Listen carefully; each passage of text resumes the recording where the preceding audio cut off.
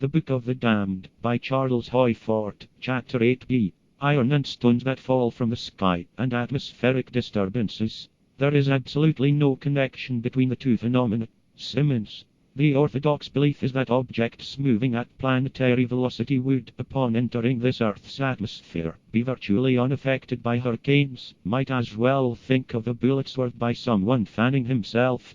The only trouble with the orthodox reasoning is the usual trouble. It's phantom, dominant, it's basing upon a myth, data we've had, and more we'll have, of things in the sky having no independent velocity. There are so many storms and so many meteors and meteorites that it would be extraordinary if there were no concurrences. Nevertheless, so many of these concurrences are listed by Professor Baden-Powell, Report of the British Association, 1850, page 54. That one, notices. See Report of the British Association, 1860. Other instances. The famous fall of stones at Siena, Italy, 1794, in the violent storm. See Gregg's Catalogus. Many instances. One that stands out is bright ball of fire and light in a hurricane in England, September 2nd, 1786. The remarkable datum here is that this phenomenon was visible 40 minutes. That's about 800 times the duration that the orthodox give to meteors and meteorites. See the annual register. Many instances.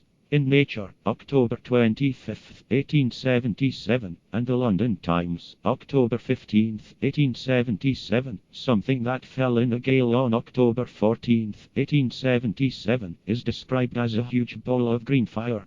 This phenomenon is described by another correspondent in Nature, volume 17, page 10, and an account of it by another correspondent was forwarded to Nature by William Frederick Denning.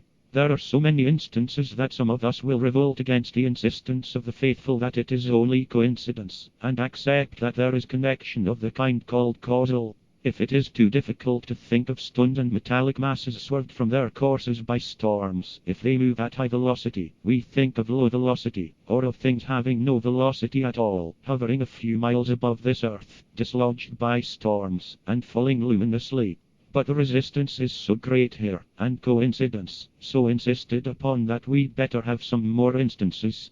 Air light in a storm at St. Leonards-on-Sea, England, September 17, 1885. No trace of it found. Annual Register, 1885. Meteorite in the gale, March 1, 1886. Described in the Monthly Weather Review, March 1886. Meteorite in the thunderstorm, off coast of Greece, November 19, 1899. Nature, volume 61, page 111. Fall of a meteorite in the storm, July 7, 1883, near Lachine, Quebec. Monthly Weather Review, July 1883. Same phenomenon noted in Nature, volume 28, page 319. Meteorite in the whirlwind, Sweden, September 24, 1883. Nature, volume 29, page 15. London Royal Society Proceedings, volume 6, page 276.